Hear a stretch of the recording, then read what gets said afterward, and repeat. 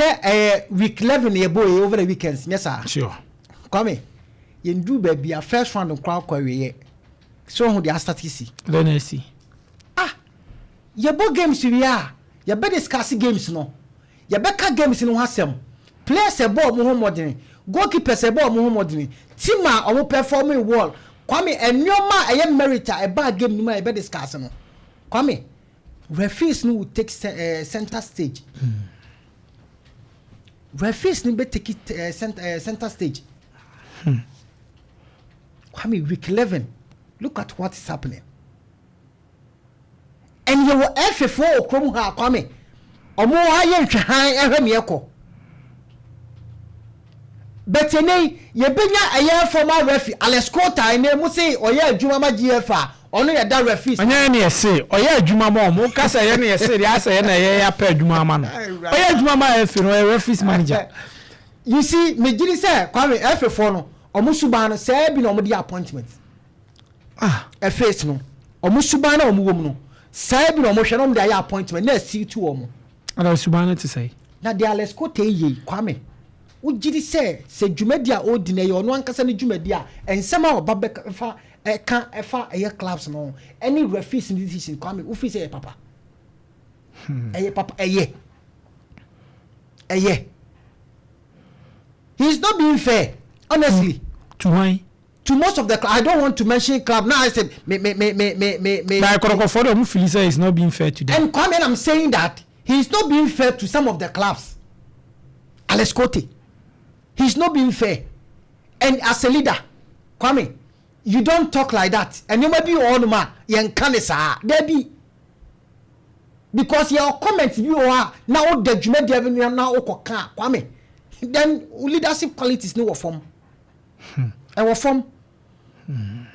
Nti F4 no Kwame, me see omu suba na omu na biwa bi no omu hwe no dey appointment. Say there be omu nya omu be kodakoro. Tinye referees be kwakodi matches. Kwame you started car referees from last 3 weeks e be nyina omu gine mo o. Last 2 weeks the same thing. Referees ni gine mo. Yes, this week here twem ya so. Kwame the same thing. Omu ginem. Kwame ye hwe ha F4 no obian kare. Because they feel that their referees are normal. And normal to them. But Kwame, emu referee say last season, ye na league ya, Kwame ye boy ya, enye pay ya mayo. Ye na league ya, this same referees, Kwame, and the issues are brave, am ye suspending league. Kwame ye na league ya, and the referees no, and the beauty of the game no ember. But the F4 now was say Kwame aye hwe ha na ye ja bibia na bibia ekoso enti na game na ye see ye di game na china ye bone e beka ho asem no ye discussing referees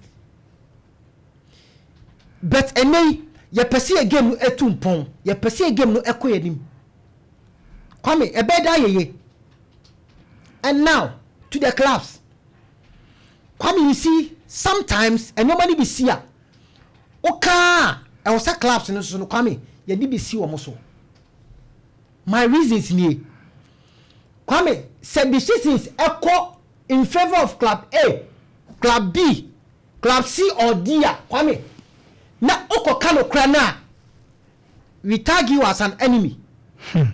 We tag you say ene on pese club be koso. We tag you say ene we anti am club B. Because decision no accord into their favor. But Kwame, this same club, these same people, when Ekono Kotia Wamwa, Kwame, they expect you to talk about it. Not only realistic. Meanwhile, you've been real. There was some cases. There was some issues. Decisions be a koso. But they will turn against you. To the extent that all sabotage a club will be unpetting be. But I'm queer now, not the air canon, I feel the abem. I'm queer, not the air can abem. Because Kwame, clubs need now be a baby or be a baby. Because do not come 99% where they struggle there. they struggle because decisions no do na be in favor of the home teams. Ghana happy and our board games are okwa away or say by hook or crook away teams no ewini. Ghana ogire ho a wonti ase.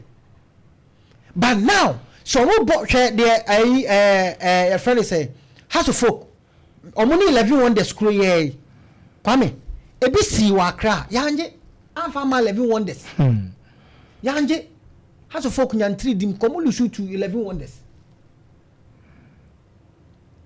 kwame enei se wokọ na akọ ka kire House of Folk a enei omo baba be ka kire o se uni nya wo keka cause nye penalty but ochine bi no House of Folk ko ba bi na ankoyi a kwame ukoka sa moment ni de o ye omaje nkwa sa moment ni de o ka no kre sa moment ni de enei o nye bias za akwa mo munti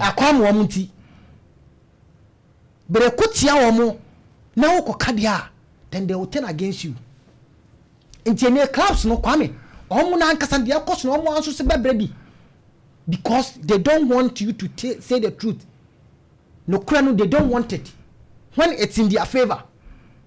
Okay. Yes. But Kwame, Mr. Sports Minister, any about Kwame, omo di sika be league ni mu. Omo na this season, omo ma class ni sika. Kwame, so man wake up and from one junior money ma Kwame me giri se born be say. Sika na be so omo di league ni, every league mag league ni 2 por Kwame. Ebe ko wasted, ebe ko kwa, ebe se kwa. Emfaso bia maso.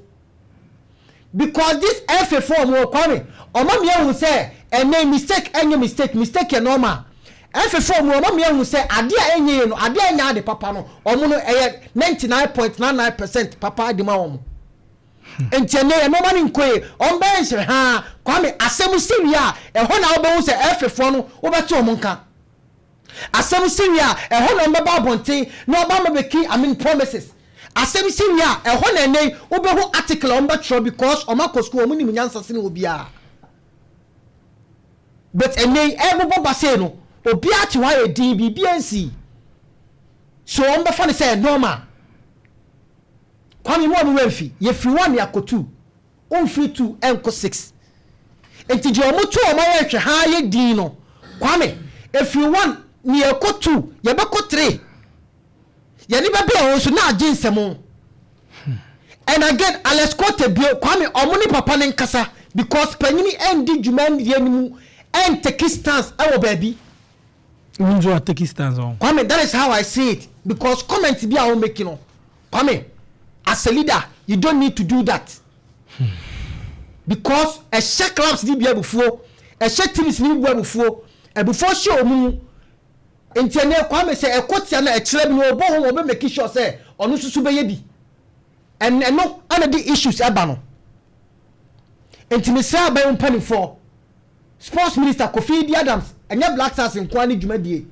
sorry ne ntene nka wo ne ma bi se ho because omo ha bi kwame se wasunya kra na wani hu ade sebi nsuo to e want ade che ho se fomafo ntime say onabo kwame so man sorry am kika omo am ya make sure say no ma be koya FFO no be good game ne amaye omuri referees no kono omo be good game no amaye because you made be omudi enye papa enkoye to you yes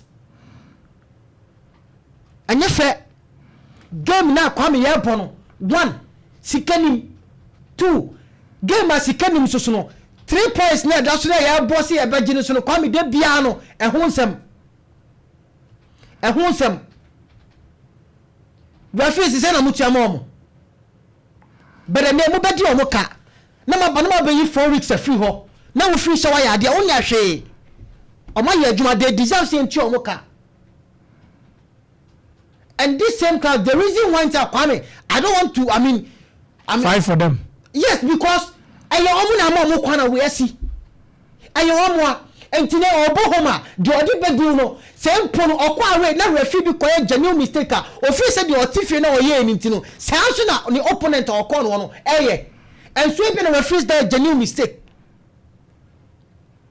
enti Kwame class clubs ne ka ho referees ne ka ho ana GFA for na ankasa nso no ade se league no omo ska papa bia film enti omo ni ankasa no enko ho omo ni a e wo second league no kwame enko ho because they don't benefit from a league no effort omo de share Black Stars mu kwame wo twa omo keka omo de raw Black Stars mu compare league no ati say what to league ni ma jeje mu ana obia ye ne ope obia sore de obia bia ye normal ana ye say league no okay enti kwame clubs no se supporters ni bi ana se clubs no mo de anim bi anti ase se eni ade a enye no enye enti se ba na enye ne yakasa omo beke ye oni akasa etiam irrespective of say kotia o ekoma kwame omo nke oni enkasa ntia enti akire bi no ekosi o ba bia o ka onum sa ade we o ka no nukuramu because club bi enu wonu ma kwame yes minim other radio stations minim other TV stations ba ye ha se no club bi enu wonu ma kwame o me yeska club bi enu wonu ma otu eka enti ene ade ne nya ememfo so se ye there be akire ko ba bia you come back and cry Timi sempani for any clubs no ye nyina sorry ne enkamom ne fight for a good cause ade na enye ne nyina enkamom ne emam nipa hu sa ade ne nye anya sa de bia ne be kwa abasesi ani asa besi achi and again I said it last week say ye league na e bolo kwame we don't normally get the true winner because of this stuff until we change our attitude de bia no we will be static na de ye bia ne gina fa ko na ko anim e wo Ghana kwame okay wonders de na kakra mam je isapon na kwame